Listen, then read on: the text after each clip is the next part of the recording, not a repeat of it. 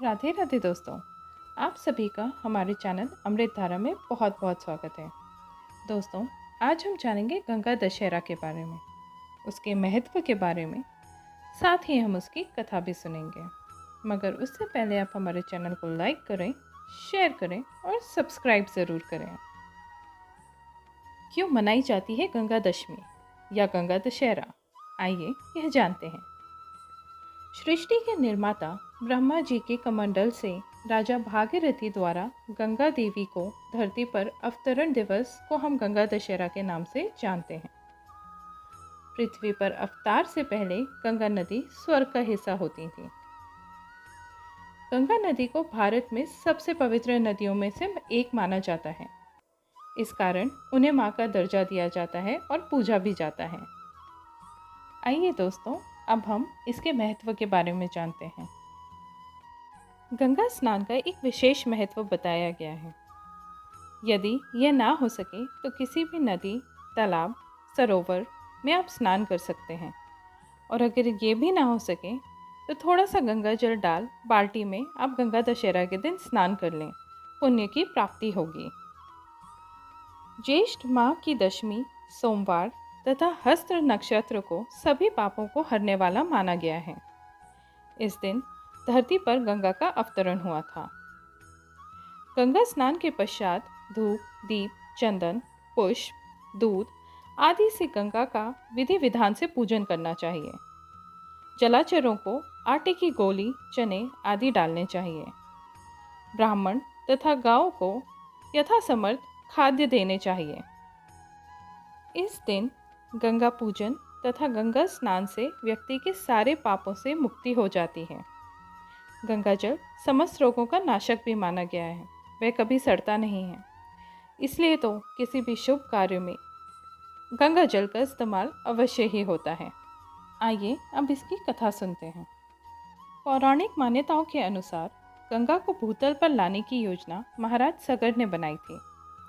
महाराज सगर के 60,000 पुत्रों ने मिलकर अपने श्रम को सफल बनाया, तब गंगा जी धरती पर अवतरित हुई। एक बार की बात है, महाराजा सगर ने एक व्यापक यज्ञ किया। उस यज्ञ की रक्षा का भार उनके पुत्र अंशुमान ने संभाला, पर इंद्र ने सगर की यज्ञ अश्व का अपहरण कर लिया। यह यज्ञ के लिए एक विघ्न था।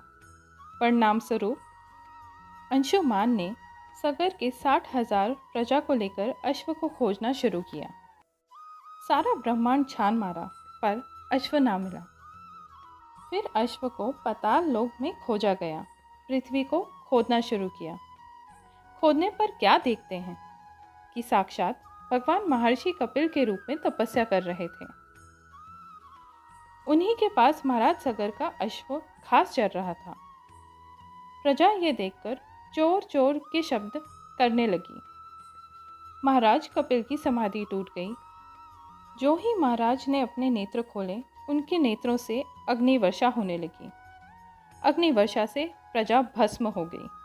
इन मृत लोगों के उद्धार के लिए महाराजा दिलीप के पुत्र भागीरथ ने तप किया।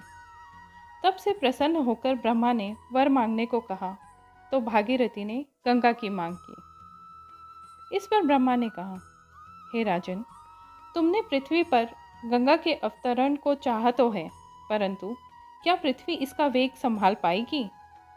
क्या इनका भार संभाल पाएगी पृथ्वी? मेरी मान्यता है कि गंगा के वेग को संभालने की शक्ति मात्र शिव शंकर भोले में है। इसलिए उचित है कि गंगा का भार एवं वेग संभालने के लिए आप भगवान शिव से अनुग्रह करें। महाराज भागीरथ ने वैसा ही किया। उनकी कठोर तपस्या से प्रसन्न होकर ब्रह्मा जी ने गंगा की धारा को अपने कमंडल से छोड़ दिया और भगवान शिव ने गंगा जी की धारा को अपनी जटाओं में समेट लिया। और यहाँ तक कि जटाओं को बाहर निकलने के लिए पथ नहीं मिल रहा था। अब महाराज भागीरथ को और भी अधिक चिंता होने लगी। उन्होंने एक बार फिर भगवान शिव की आराधना की और तप शुरू किया। तब कहीं भगवान शिव ने गंगा की धारा को मुक्त करने का वरदान दिया। इस प्रकार शिवजी की जटाओं से छूटकर माँ गंगा हिमालय की घाटियों से कल कल निनाद करते हुए मैदानों की ओर मुड़ी।